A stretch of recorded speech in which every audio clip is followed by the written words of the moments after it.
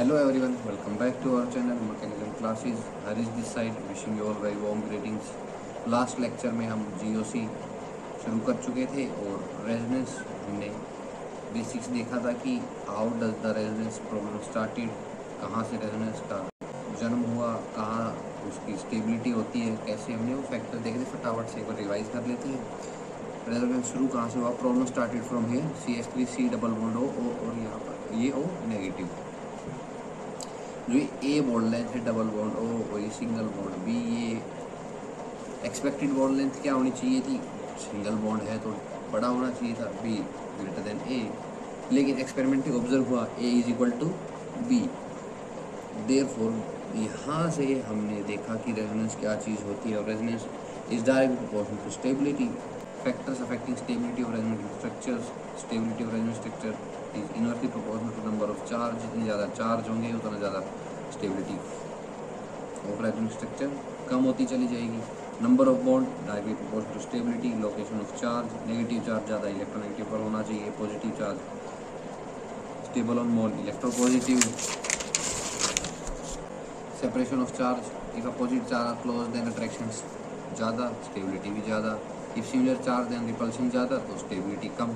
Intermediate जितना stable उतना ही ज़्यादा stable structure. Rules to draw resonating structure. First, position of atom should remain same, total sum of charges should remain same, number of unpaired electron should be same, all the structure should be Lewis structures. यहाँ तक हमने कल देखा था, तो आगे की theory और स्टोरी अपनी शुरू करते हैं। We very well know the resonating structures are made by delocalization. Delocalization मतलब अपनी लोकेशंस को चेंज करना। किन की लोकेशंस को चेंज करके? पहला, delocalization of pi bonds। दूसरी बात, delocalization of lone pair pi bond। ये तो इतना तो हमें 10th क्लास से पढ़ते हैं, इतना तो हमें मालूम है। चलो और अच्छे से समझते हैं क्या है कि conditions for pi bonds to perform delocalization।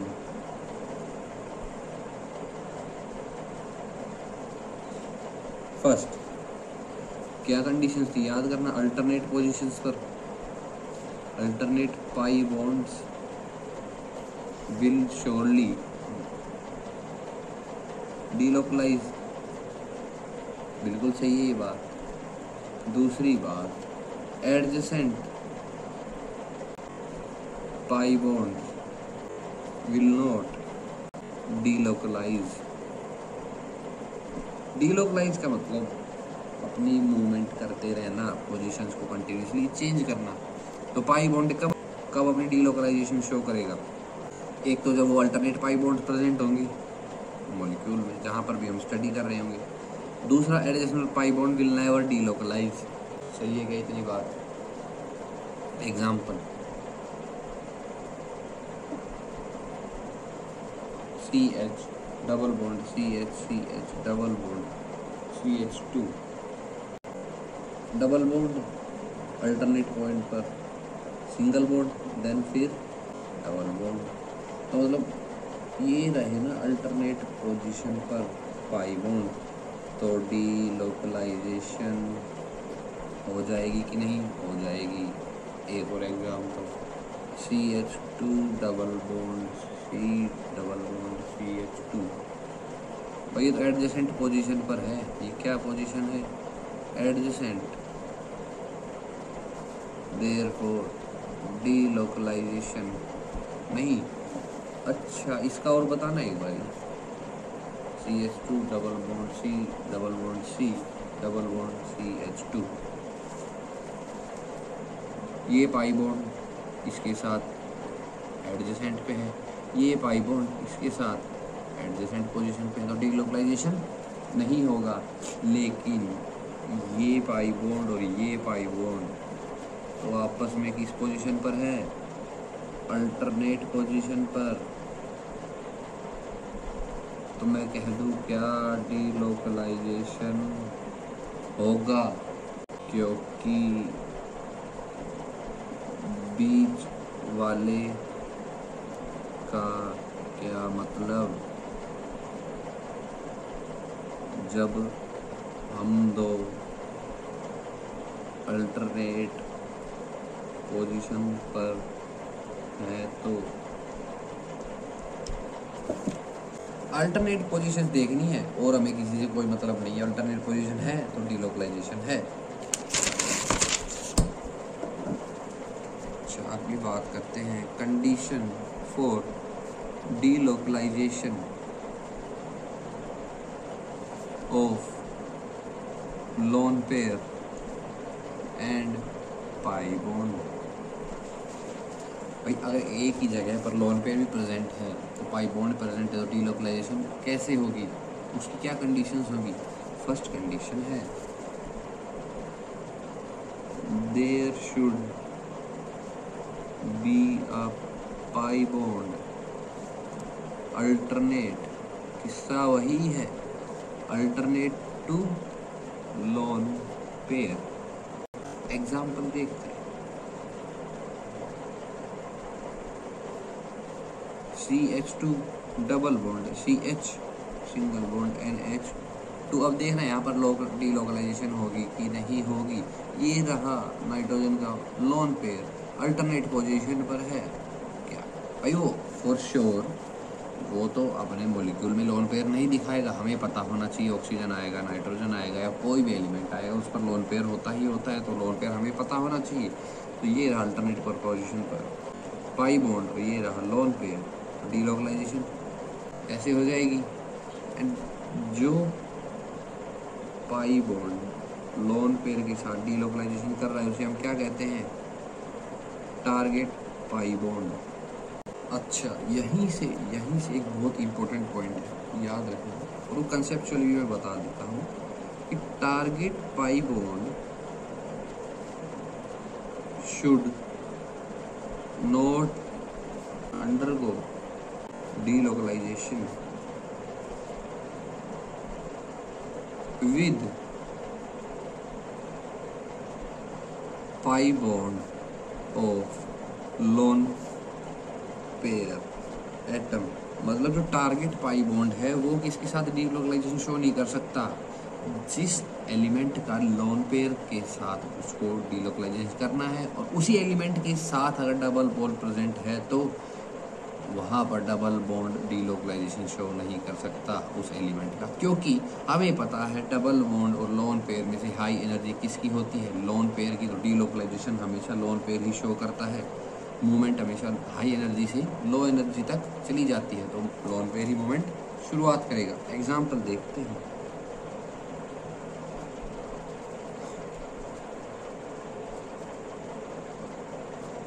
ये N, इस पे ये डबल बॉन्ड, ये यहाँ पर डबल बॉन्ड। भाई देखो N पर डबल बॉन्ड भी है और ये लोन पेयर भी है, तो मैं ऐसा कर सकता हूँ क्या, ये डबल बॉन्ड मूवमेंट यहाँ पर और ये डबल बॉन्ड मूवमेंट यहाँ पर। लेकिन ये तो रूल हो गया अपना गलत, ये एरो भी ऐसे शो नहीं की जाती। लेकिन ये लोन पेयर तो है ना इसके साथ अल्टरनेट पोजीशन पर, therefore only lone pair will move.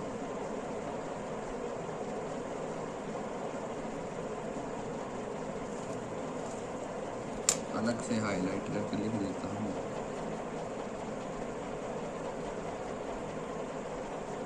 ये हाईलाइटेड मूवमेंट है, this is our correct movement. और एक और ख़ास बात बता दूँ, जो ये लोन पेयर है ये नॉट इन प्लेन होता है, इसी साइक्लिक स्ट्रक्चर के प्लेन में प्रेजेंट नहीं होता, ये अलग प्लेन में होता है। अच्छा, ये गई इतनी बात। एक और example, CH2 double bond C double bond NH, ये रहा N का लोन पेयर। लोन पेयर के साथ ये तो है एडजेसेंट पे, ये तो दिखाने से रहा डीलोकलाइजेशन। लेकिन इस डबल बॉन्ड लेकिन इस लोन पेयर के साथ ये डबल बॉन्ड क्या है, अल्टरनेट पोजीशन पर है। मूवमेंट कैसे होगी, ये चला गया लोन पेयर इस पे और ये डबल बॉन्ड। सही है क्या, इतनी बात याद रहेगी। Target pi bond should not undergo delocalisation with pi bond of lone pair atom.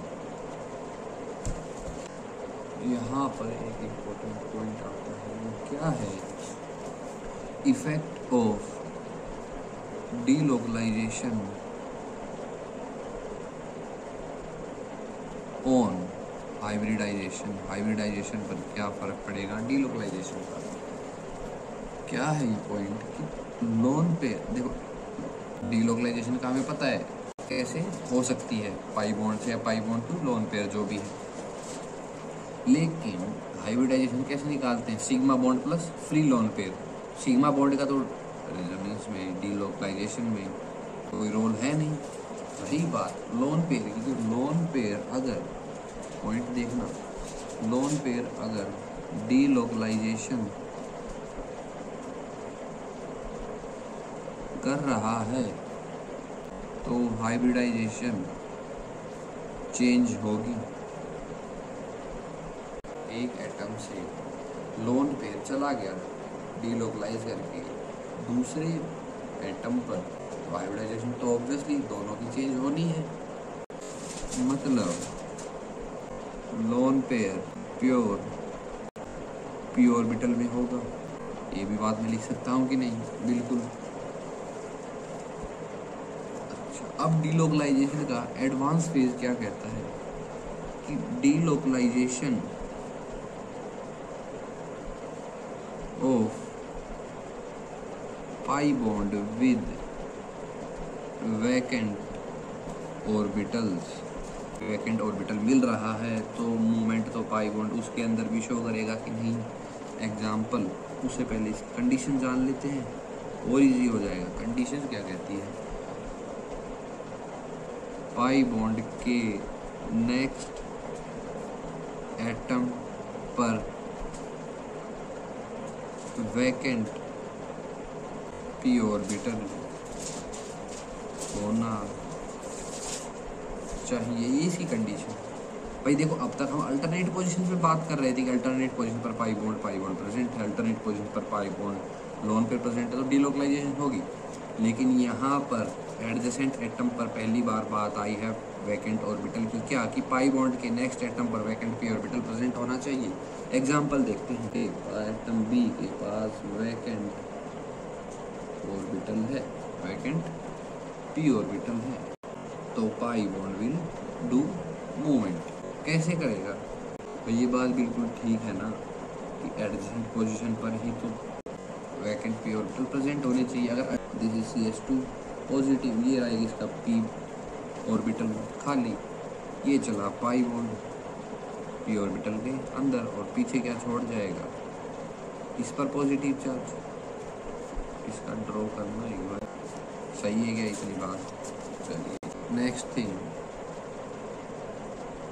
Radical pi bond delocalisation.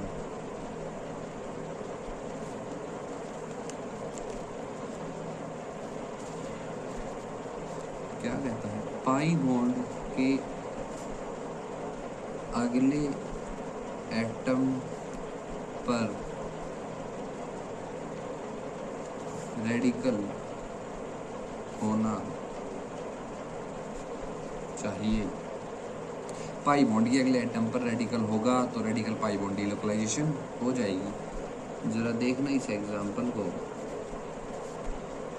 CH2 double bond CH2, ये रहा फ्री रेडिकल। तो यहाँ पर एरो नोटेशन देखना, यहाँ पर क्या होगा, होमोलिटिक क्लीवेज। ये एक फ्री रेडिकल है ना कि लोन पेयर, तो यहाँ पर बॉन्ड बनाने के लिए यहाँ पर भी तो एक फ्री रेडिकल ही चाहिए। मैं इस फ्री रेडिकल को कैसे ला सकता हूँ, इस पाई बॉन्ड की होमोलिटिक क्लीवेज करवा के ये half headed arrow notation show कर दूँ। तो एक फ्री रेडिकल इधर और पीछे एक फ्री रेडिकल तो CH2 पर एक भी फ्री रेडिकल रह गया, पाई बॉन्ड यहाँ पर ऑर्बिटल क्लीवेज कर गया, CH डबल बॉन्ड CH2 का हुआ यहाँ पर होमोलिटिक क्लीवेज। अच्छा, अब मैं बात करूँ, अब बात करते हैं application of delocalisation. First is bond parameters, बोले तो बॉन्ड लेंथ।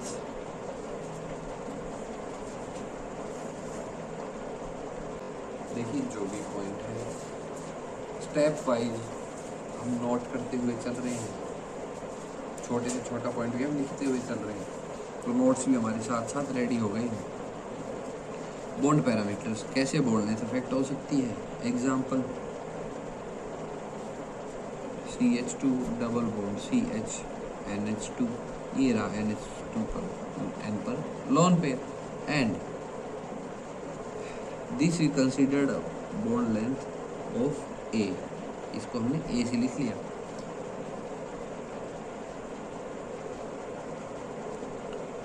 NH2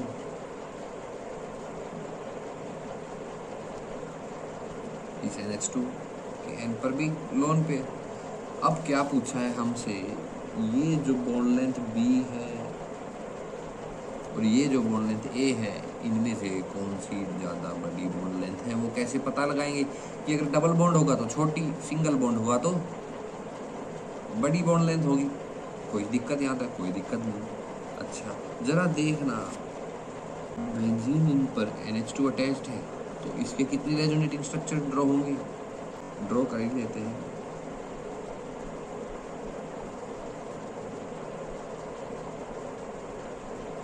ये लोन पे चला, ये पाई बॉन्ड शिफ्ट,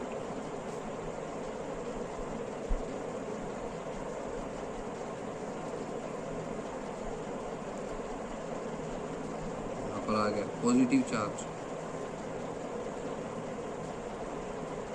बाकी सब एज इट इज। ये नेगेटिव चार्ज इस पर, ये पाई बॉन्ड इधर डीलोकलाइज,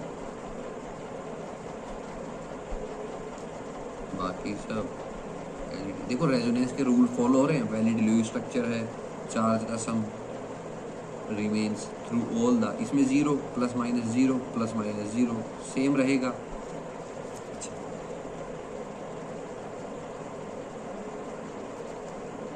ये डबल बॉन्ड यहाँ पर आ गया, ये नेगेटिव चार्ज यहाँ पर, पाई बॉन्ड शिफ्ट यहाँ पर।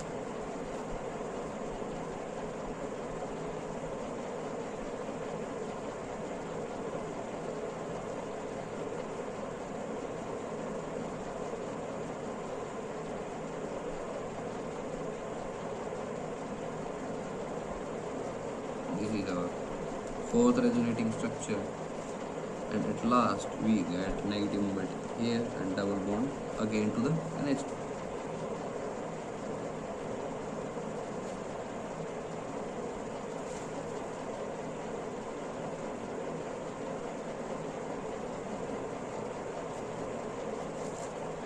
We will get NH2 lone pair again. This is our fifth structure.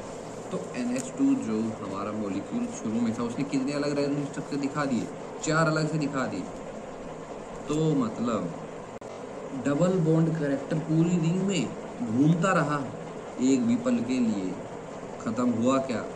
ज़्यादा देर तक डबल बॉन्ड कैरेक्टर पूरी रिंग में घूमता रहा, और इसकी वजह से NH2 जो बॉन्ड लेंथ थी वहाँ पर भी डबल बॉन्ड कैरेक्टर मेंटेन रहा कि नहीं रहा। देखो फर्स्ट जो मॉलिक्यूल था उसके अलावा सब में NH2, जो ये 3 मॉलिक्यूल हैं उन पर NH2 पर डबल बॉन्ड है, डबल बॉन्ड है।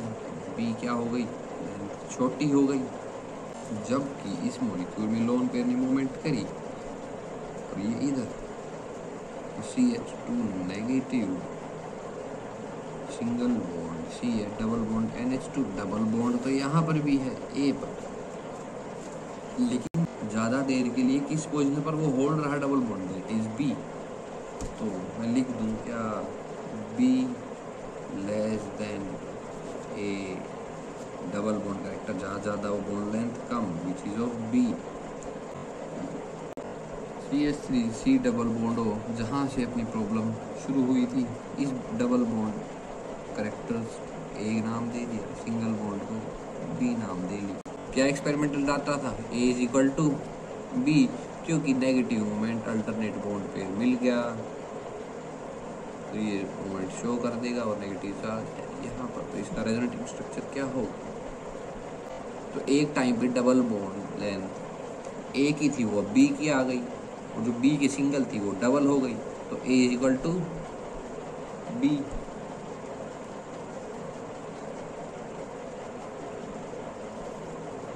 तीसरा एग्जाम्पल थोड़ा सा डिफरेंट, बिल्कुल थोड़ा सा।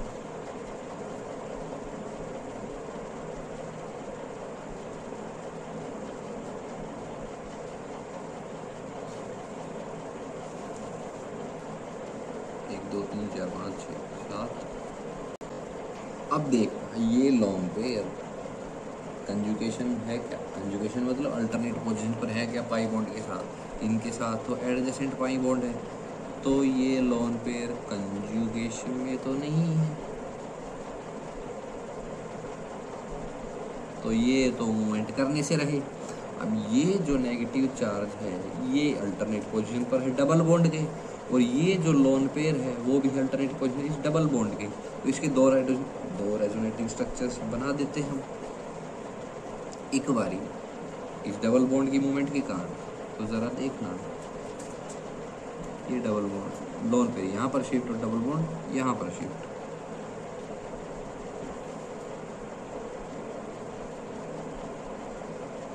Negative charge and this is OH। Now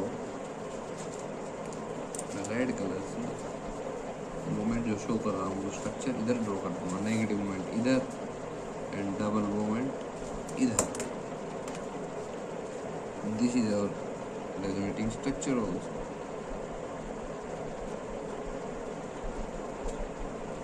है कि नहीं? बात भी क्लियर है। जरूरी नहीं है कि रेजोनेंस एक ही पैटर्न फॉलो कर रहा हो, वो दो जगह भी हो सकता है।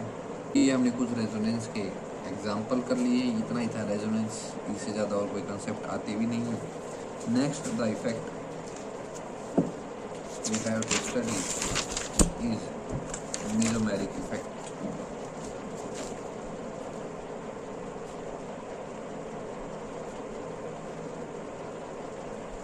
लाइक इंडक्टिव इफेक्ट, इसमें भी कुछ ट्रेंड्स होंगे वो कवर कर लेंगे, तो एक मॉलिक्यूल का हमें पता लग जाएगा mesomeric plus M minus M जो भी है वो कैसे होगा। लेकिन मेसोमेरिक इफेक्ट होता क्या है? मेसोमेरिक इफेक्ट होता है if any group is donating और विड्रॉइंग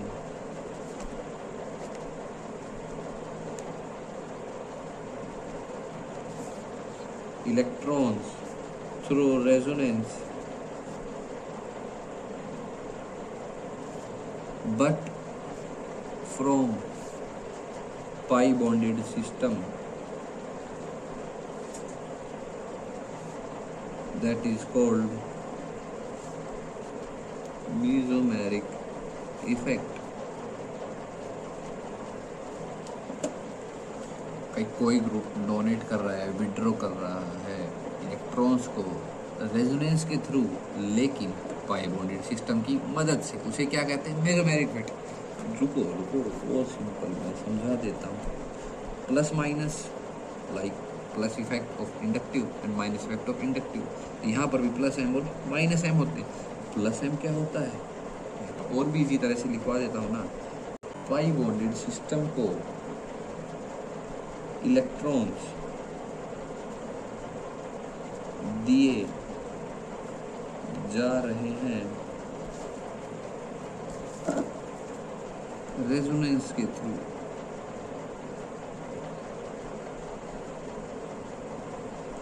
कोई दिक्कत यहाँ तक? On the other hand pi bonded system से इलेक्ट्रॉन लिए जा रहे हैं किसके थ्रू? रेजोनेंस के थ्रू। ठीक है, इजी लिखवा दी डेफिनेशन। अच्छा, बात करें प्लस एम, क्या identification of plus M effect. Plus M effect हमें कहाँ कहाँ देखने को मिलेगा? जो एटम पाई बॉन्ड से डायरेक्टली जुड़ा हुआ हो। क्या जो एटम पाई बॉन्डेड सिस्टम से डायरेक्टली जुड़ा हो एंड वो atom must have a lone pair. Pi bonded system है, लोन पेयर है, तो मतलब क्या बात कर रहे हैं हम? रेजोनेंस की। लेकिन यहाँ पर साथ साथ the atom must have a lone pair along with a complete octet और एक्सटेंडेड ऑक्टेट हो सकता है, लेकिन कम नहीं हो सकता। क्या? ऑक्टेट कम नहीं हो सकता, एक्सटेंडेड हो सकता है, कंप्लीट हो सकता है, कम नहीं चलेगा। एग्जाम्पल जरा देखें क्या? NH2 जरा खोल के देख ले। एक NH ये रहा, एक H ये रहा।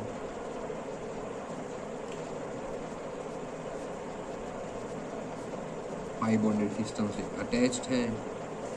ऑक्टेट देखना, 1 2 3 4 5 6 7 8 लोन पेयर होता है। ऑक्टेट भी पूरा लोन पेयर भी है। देयरफॉर जो एटम पाई बॉन्डेड से डायरेक्टली जुड़ा हो, पाई बॉन्डेड सिस्टम से डायरेक्टली जुड़ा हुआ है, डायरेक्टली ये जुड़ा हुआ है, must have a lone pair, lone pair है, ये कंडीशन भी okay. And complete octet, octet भी कंप्लीट है। तो ये क्या शो करेगा? Plus M effect.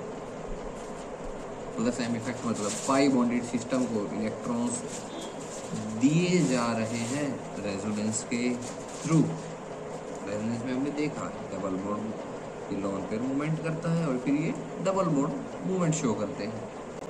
तो कहीं ऐसा तो नहीं कि जितनी ज़्यादा लोन पेयर उतनी ज़्यादा प्लस एम इफेक्ट? ऐसा तो नहीं होगा ना। रेजोनेंस में हमने ऐसा कुछ पढ़ा क्या? नहीं। अलग से स्टार बना के लिख दे रहा हूँ, plus M does not depend upon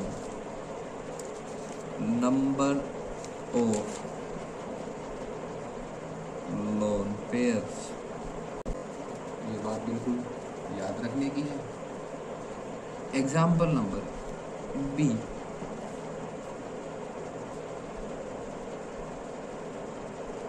pi bonded system है सी, एक वैकेंट पी ऑर्बिटल है, एक ये रहा लोन पेयर। जरा ऑक्टेट काउंट करना, 1 2 3 4 5 6 ऑक्टेट 6 मतलब इनकम्प्लीट। तो लोन पेयर होते हुए भी पाई बॉन्डेड से अटैच्ड भी, पर इनकम्प्लीट ऑक्टेट के कारण प्लस एम इफेक्ट नहीं होगा। एग्जाम्पल नंबर सी, टोल्यूइन का CH3। हमें पता है toluene plus M effect show नहीं करता, लेकिन प्रूव करते हैं ना। खोल के लिख दें CH3 को, तीनों H को। पाई बॉन्डेड सिस्टम से जुड़ा हुआ है। ऑक्टेट पूरा है, 1 2 3 4 5 6 7 8 ऑक्टेट कंप्लीट। लेकिन लोन पेयर कहाँ है भैया? Lone pair is not present. तो प्लस एम यहाँ पर भी रद्द। एक एग्जांपल और सी,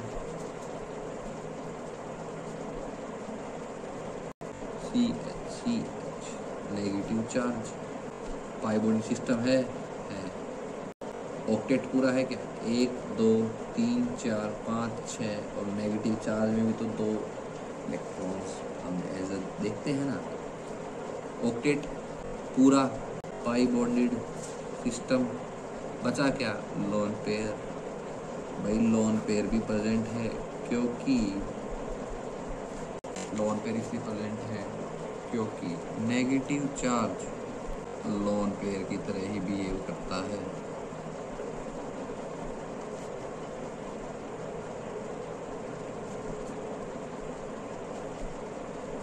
तो यहाँ पर प्लस एम बिल्कुल अप्लाई होगा।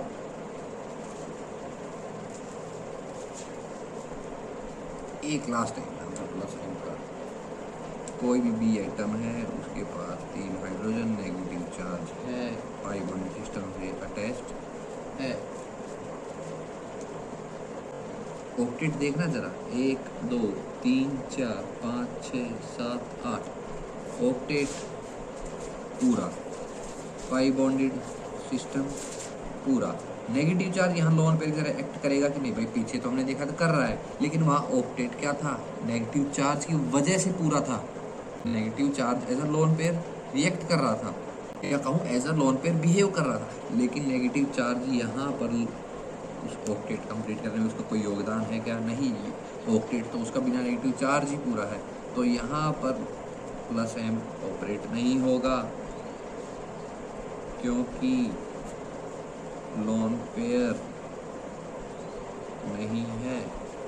तो लोन पेयर कब वैलिड होगा, जब वैलिड होगा वो उसके ऑक्टेट कंप्लीट करने में मदद कर रहा हो।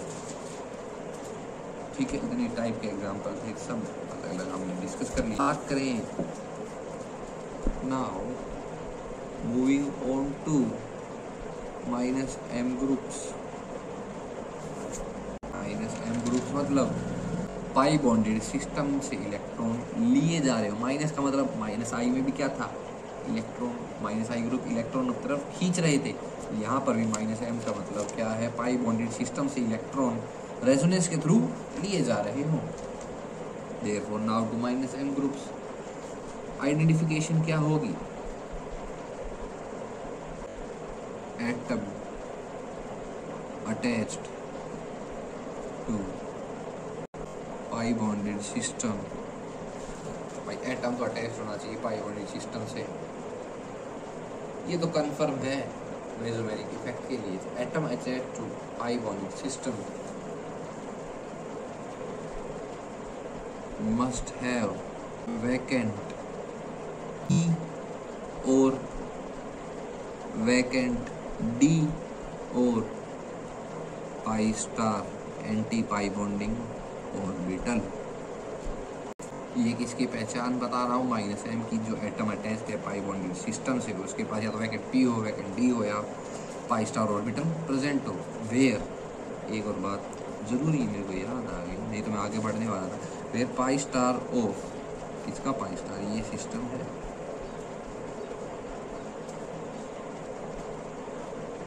डबल बॉन्ड से अटैच्ड है, ये इसकी एंटी बॉन्डिंग है। भाई जरा ध्यान करना, कहाँ हम पढ़ रहे थे कंसेप्ट एंटी बॉन्डिंग का, SN2 में और E2 में।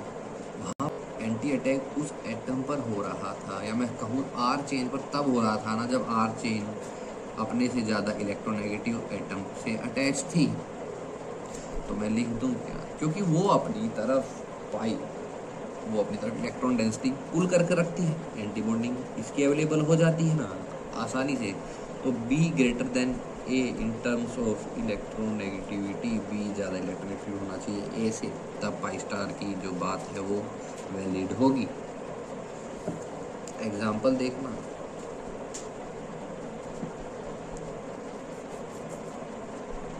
पहला example CH2 double bond CH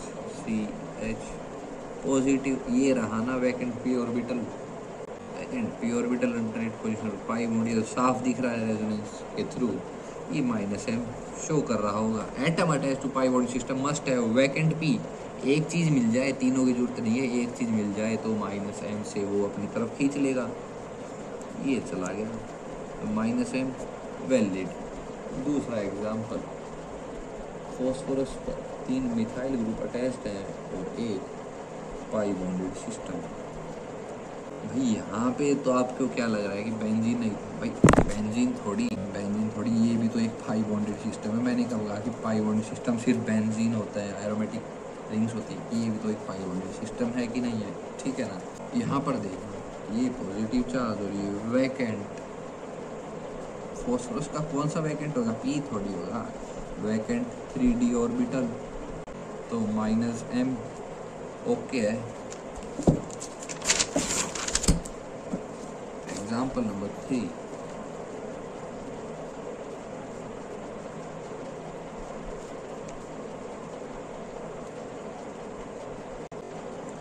carbon से ज़्यादा इलेक्ट्रोनेगेटिव है क्या ऑक्सीजन?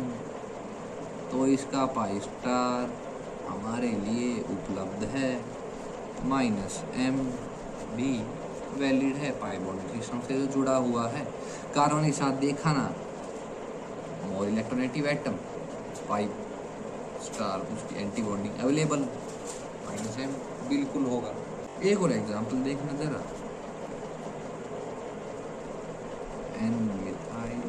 n प्रति मिथाइल ग्रुप प्रेजेंट है, एक पॉजिटिव चार्ज हो गया, वैलेंसी एक्सीड कर गई, तो पाई बॉन्ड सिस्टम ये रहा। अब ज़रा देखना, -m यहाँ पर वैलिड होना चाहिए कि नहीं होना? भाई बिल्कुल नहीं होगा। वैकेंट ऑर्बिटल कहाँ है? फॉस्फोरस की तरह है। सब तो हमने यूज़ कर लिए बॉन्डिंग में, तो वैकेंट ऑर्बिटल नहीं बचा। n के पास यहाँ वैकेंट ऑर्बिटल नहीं होता, इसलिए ही n के इतने हमने मॉलिक्यूल्स पढ़े, इतने उसके एक्सेप्शंस हैं, H3 NH4 पॉजिटिव, वो सब हम केमिकल बॉन्डिंग में मेन ग्रुप में देखते हैं। वो सिर्फ इसके कारण कि उसके पास वैकेंट ऑर्बिटल नहीं होता। लेकिन फॉस्फोरस में क्या था? वैकेंट ऑर्बिटल था, तो -m हो गया। भाई मेसोमेरिक इफेक्ट को हम इतना ही रखते हैं, क्योंकि इसमें अभी भी बहुत चीज़ें बाकी हैं। अभी कुछ ग्रुप्स आएंगे जिसमें +m और -m वो दोनों शो करेंगे। कंपैरिजन ऑफ +m, उनका ट्रेंड्स, तो वो एक अलग से छोटा सा लेक्चर +m को कंक्लूड करने के लिए, -m को कंक्लूड करने के लिए रख देंगे। तो that's all for today's lecture. Do hit like and subscribe button. Thank you.